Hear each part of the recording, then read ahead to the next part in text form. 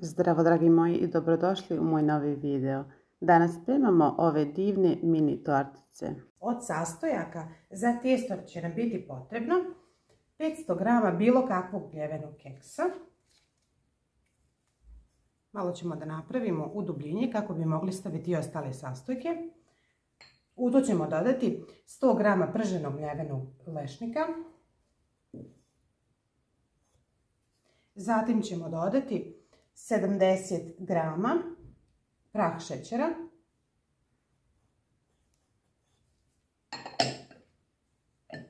50 grama čokoladi u prahu, 1 vanilin šećer, arome ruma. Ja ću staviti ovu aromu pola bočice otprilike. Dodajemo 125 grama omekšalog maslaca. Ovdje imam 170 ml cijeđenog soka od naranđe, dodavat ćemo ga pomalo kako budemo miješali. Prvo ćemo da promiješamo malo iz početka sastojke i onda ćemo dodavati udubljenje. Najbolje da radite rukom. Pomalo soka. Sve zavisi od keksa kog koristimo, koliko će nam tečnosti trebati.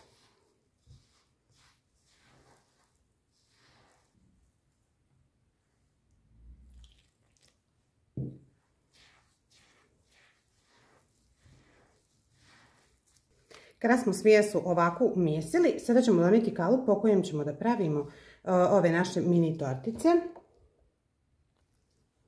Ja ću vama pokazati, vi možete uzeti metalni kalup što se buše za kolač ili nešto. Ja imam ovo za krofne pa ću iskoristiti ovaj ulaz i vidjet ćete kako ću istiskat. Uglavnom, uzimate otprilike loptice, pa malo veće od oraha. Sve zavisi koliki vam je kalup. Ja ću ovako uzimati otprilike, ne mora biti 100% precizno.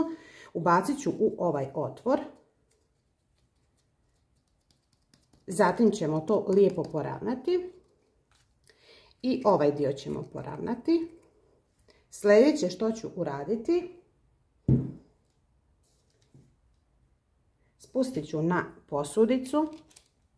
Uzela sam ovu flašicu od Arometa, ona mi paše za udubljenje. Ova flašica je idealna za ove rupice koje će nam biti potrebno. Stavila sam najlon foliju i sada ću samo kroz ovaj gore otvor da napravim udubljenje, a ujedno ćemo poravnati i donji dio.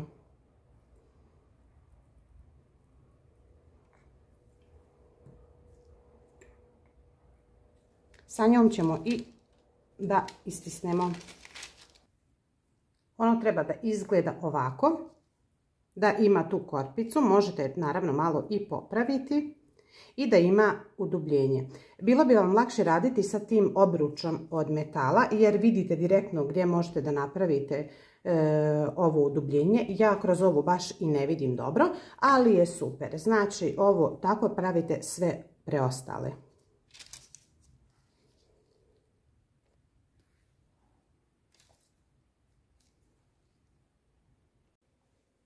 Kada smo sve spremili ove torte, sada ćemo da ih valjamo u mljeveni keks ili možete u mljevene lešnike, šta vi više volite.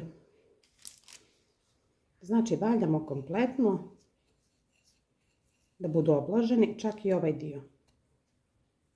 Evo ga. Ovako. I također radimo sa svima ostalima.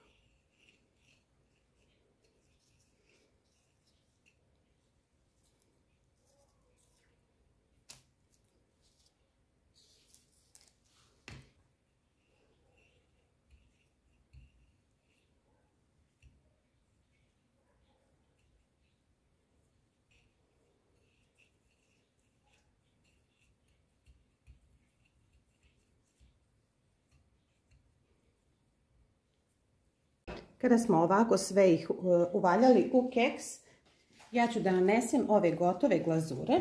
Vi možete da nanesete ganaž od bijele ili crne čokolade. Pošto ja već ovo imam u kući, ja ću to da iskoristim. Polovinu ću staviti žute, a polovinu roze. Možete nanositi direktno iz ove boce.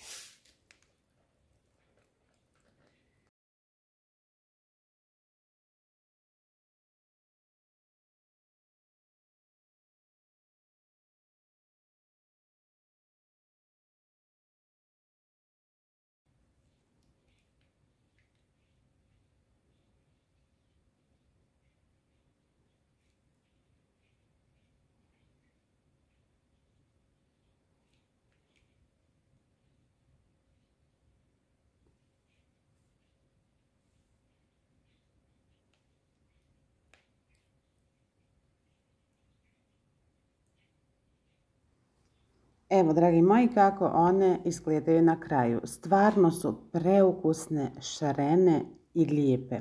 Nadam se da će se i vama svidjeti.